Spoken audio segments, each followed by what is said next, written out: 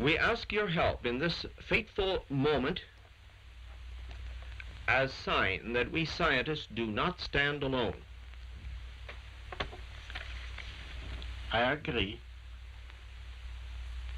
We passed the 6-minute mark in our countdown for Apollo 11. The flight to land, certain men on the moon. We're on time at the present. And I put in it one living cell.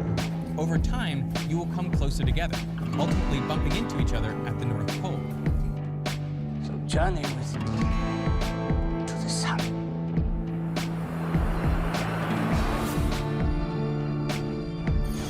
Sandstone, shale, limestone that goes continent-wide. There are 4 other big sequence packages of strata.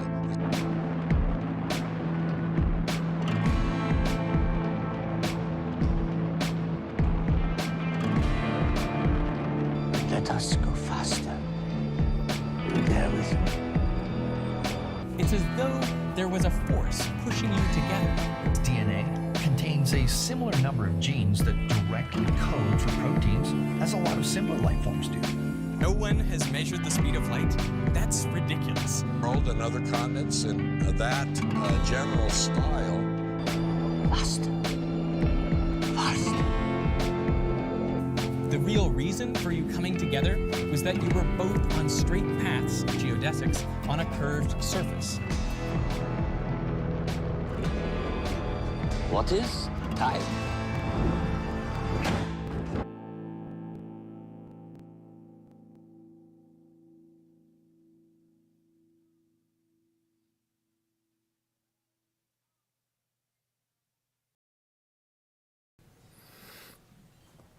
Hey guys, it's Terry here. I am doing a science/physics/ debunk video today, because today I have been seeing all over Twitter a video about Terrence Howard going on the Joe Rogan podcast, and he kinda spewed his guts, so to speak, on a lot of what I would call science gobbledygook. He presented a lot of stuff that to maybe the uninformed layman might seem scientific and maybe fascinating, but overall it's just kind of pseudoscientific and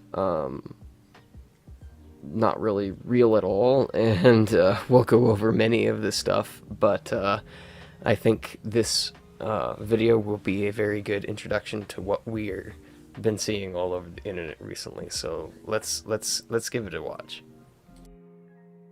When you say rebuild the periodic table, what do you mean specifically? Well, the way the periodic table is laid out, the periodic table they have now, Let's see. it looks like a box. It looks like a straight box. Mm-hmm. But they don't show that hydrogen has the same tone as carbon. What do you mean by tone? Same tone, same key of E. Same key of E. 40.5 hertz. The next one would be like 81 hertz. You go to silicon. Alright, so already we've got a few things that I need to address. So first of all, the reason why the periodic table is a box, so to speak, is for utility and to describe the different characteristics and properties of the elements that we see.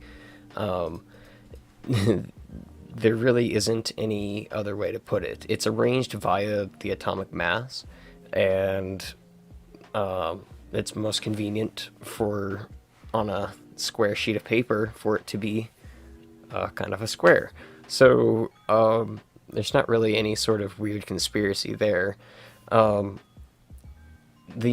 whole thing about tones, he's talking about tones, and I think he completely misunderstands what's going on here. Because even Joe Rogan was kind of like, what do you mean by tones? Well, if you take a look at this chart here from Russell, not Kurt Russell, oh shoot, what's his name? Walter Russell, the man that made the periodic table that Terrence Howard is referencing. We can see that along the edges here are these definitions. First gravitational tone, second gravitational tone, third gravitational tone, sexual tone, third radiational tone, second radiational tone.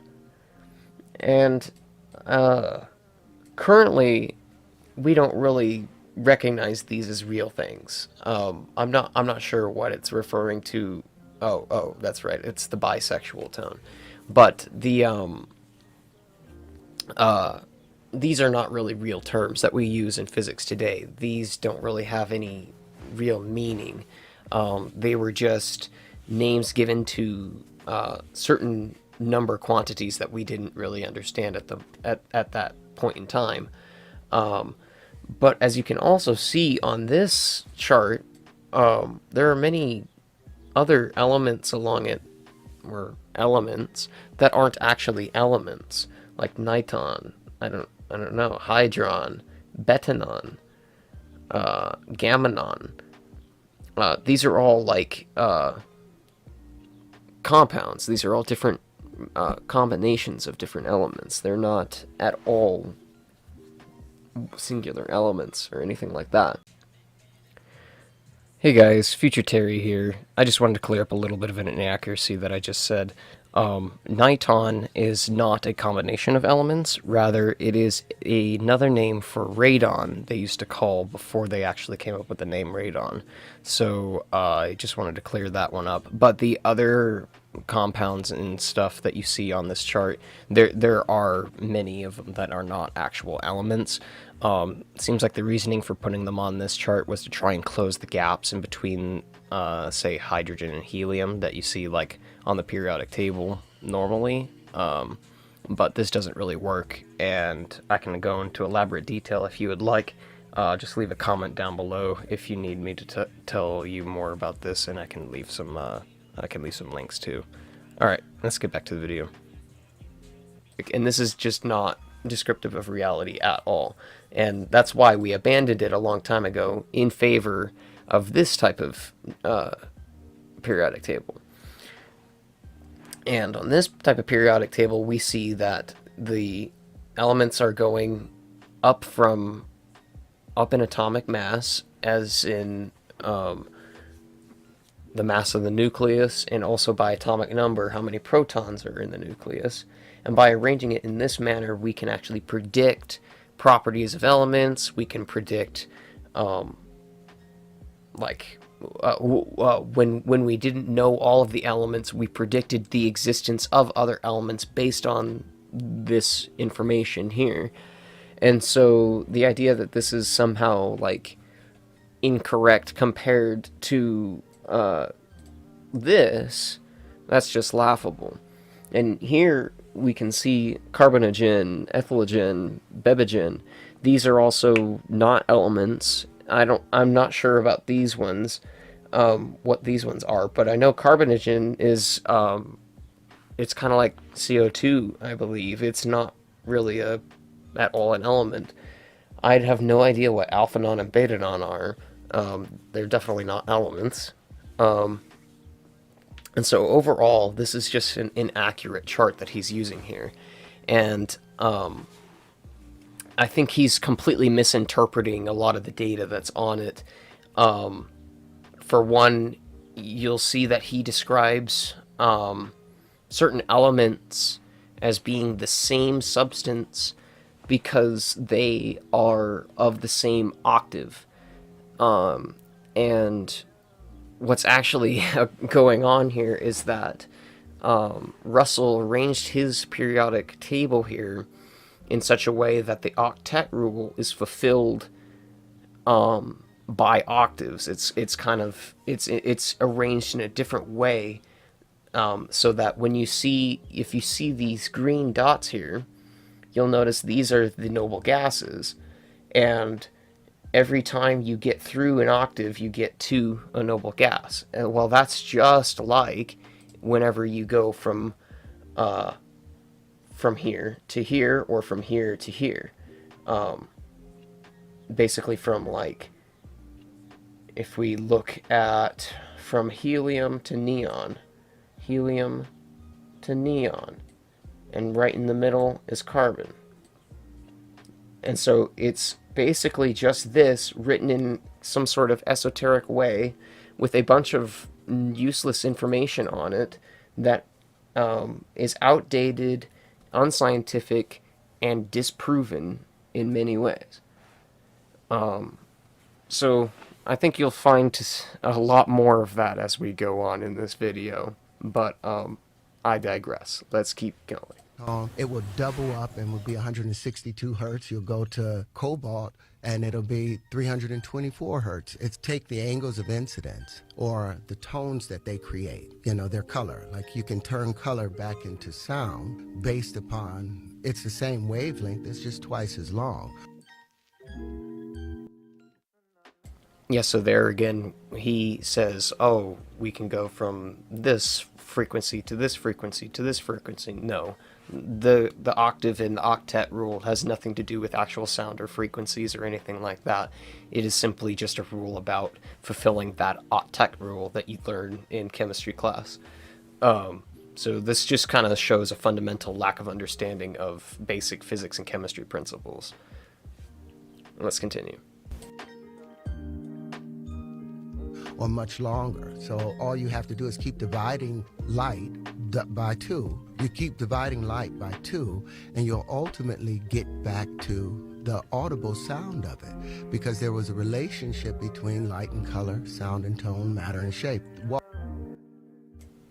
Alright, now I think that one is definitely some sort of misconception. I don't know where that idea comes from, that you can turn like color into sound. Like, first of all, color isn't really a real thing. Color is something that we invented. What determines the color of something is the wavelength of light that is either reflected by it or absorbed by it, or, you know, whatever. And so the wavelength of light is a wave. Yes, you're right. And sound, it's also a wave. Yes, you're right. But the corresponding waves of equal frequencies and things like that between the two mediums have no relation whatsoever. It's not like if you shine a specific wavelength of light through this medium, you start producing sound through the medium, or vice versa. That's just not how it works. And so I think that's just, again, another fundamental misunderstanding of some of these basic principles behind what's going on here. So we'll keep going. Walter Russell's periodic table that he put together. Now you compare that to Mendeleev's periodic table, and you'll see something completely different. It's unwinding. Whoa. And you see there's a relationship that hydrogen... So you had figured this out at a young age? I had already seen this. This was all inside of that palace. I had... Okay, let's go back a little bit to that full diagram there, because they show the full thing. Look at that. So it looks like we have, as I was saying here, we have all of these noble gases right in the middle, which represent like the octet rule, which you see on the normal periodic table. It's just divvied up in a different way on this table. And I would still say that this is an inaccurate way of representing it, because there are many things missing, there are many things mislabeled. It's just overall not quite complete. There is some accurate stuff about it, like the fact that it does go by ascending atomic number for the most part. It also seems to take into account the number of electrons in the valence shell, or number of electrons in shells anyway. So overall, that's an accurate aspect of this table, but this is not really a useful table for general chemistry as we know it today, or general physics as we know it today, because, like I said, many of this stuff is simply inaccurate and not particularly useful. The reason why we use the periodic table we have today is because it's useful, because of the way that we can see the trends through it. And I'll get to that here in a little bit. But we can continue.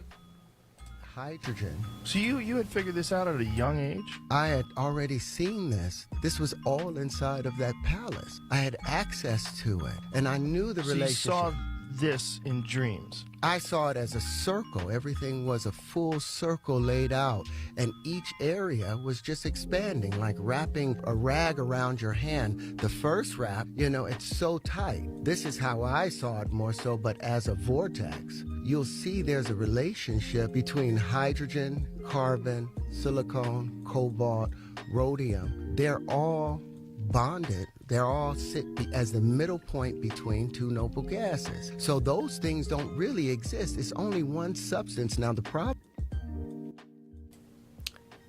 So those things don't really exist. They're all the same substance, is what he just said. That is definitely not true. That is absolutely inaccurate. That's a completely misrepresentation and misreading of the information on this table in the first place, and it suggests a fundamental misunderstanding of the basic principles involved here. Let's keep going. Problem is, the first thing that we're able to perceive is hydrogen. That's the first visible element, because before it is too dense for us to perceive it. You understand what I'm saying? As you reach into the next octave, the carbon octave, and they call that a bisexual tone, because the carbon has two tones to it. It has a negative side and a positive side. The part where lithium behaves, lithium is contractive, beryllium is contractive, boron is contractive, but the moment you get to carbon, you balance it out. Alright, so what he's trying to describe there is some of the properties that are actually described by the Mendeleev periodic table as trends on the periodic table. The reason why it seems kind of weird and esoteric here is because it's not labeled very well, and because they didn't truly understand the phenomenon back then. And so when he's trying to say, oh, it has a positive and a negative side, a positive and a negative side to what? Carbon? No. Every carbon atom is neutral. There is no charge on a carbon atom. So to say that carbon is like, or any of these ones, what does it mean to say lithium and beryllium are contractive? What does that mean? I would love for him to define what contractive means, because it likely just means will react, or something along those lines, because lithium is quite a reactive substance. Now, does that have anything to do with this octave that it's in? No, not really. It has a lot more to do with the fact that it's in group 1A on the periodic table. So, yeah, I don't see why this is accurate at all, and I think, again, he's just completely misread and misunderstood this entire thing. To a perfect balance of plus and minus 4. So it's a double tone. Nitrogen is -3, oxygen is -2, fluorine is -1. Now the balance of this, all of those are mates. Fluorine and lithium naturally mate. If you have lithium bonded with any other element, the moment that fluorine is introduced, it will break all bonds violently so it can bond with fluorine. Okay, so two things there. He says, one, that certain elements are perfect mates for each other. I think what he's referring to there is that certain elements like to be together. There's not necessarily a defined rule that says, okay, this element must go with this element. No, but there is trends on the periodic table that is described by the Mendeleev periodic table that show that certain elements are more likely to react with certain other elements. And one of these rules or trends is electronegativity. And the reason why I bring that up is because he secondly went to fluorine and the fact that fluorine likes to be bonded with things, especially lithium. And this is mainly because fluorine is much more electronegative than basically any other element. I'm pretty sure it is the most electronegative element on the periodic table. And this basically means that if you have a less electronegative element attached to, say, a lithium ion, like he is suggesting, then the lithium ion and the other ion will dissociate, and the fluorine will have a much stronger attraction to that lithium ion than the previous ion did. So that leads to like a stronger bond and different properties and such like that. But that's what he's trying to describe there. But he's trying to make it sound like it's some sort of like weird and esoteric phenomenon when it's perfectly described on the normal periodic table. This is yet again suggesting that this periodic table just doesn't really work that well if there are these many properties and stuff that seem weird and esoteric and out of the blue and unexpected. Especially when we have this other one where it's completely expected and predictive. Many of these properties we actually predicted certain elements would have. So, again, not sure what's going on there. But let's continue. Same thing with beryllium and oxygen. That's why it said, and what they've tried to keep from us. If you want to break water into its component parts of hydrogen and oxygen, all you have to do is introduce beryllium or the sound of beryllium. And oxygen will violently break away from any other thing, even hydrogen, to bond with that beryllium. All right, so to just that last point, no, putting the sound of beryllium into water does not make it split into its component parts. Sorry. There are lots of elements that if you do drop them in water, they will react with the water like he suggested. That does cause a chemical reaction to produce the component parts of water. But that has nothing to do with what he's talking about. And it has everything to do with the given properties of the elements predicted by Mendeleev's periodic table. So again, I think he's just misconstruing a lot of these properties that are well understood by normal chemistry and physics, and thinking that there's some sort of weird esoteric properties or phenomenon, and it's just not true. So, given that, I think overall it's pretty clear that he has no idea what he's talking about. And if he has even the slightest inkling, he has been gravely misled by some sort of source that seems to have taken hold of his entire worldview about science. But there is a reason why we use the models that we use today. For example, this is just kind of like when we still have them today, unfortunately, but when a flat earther goes and uses like a flat earth map, and it's like, well, why don't you just use Google Maps? We know the flat earth model is wrong. We know that there's very many problems with the flat earth map. Yeah, sometimes maybe you can use it to navigate around a country, maybe, or something like that. But you're never going to get all the way around the world. Literally.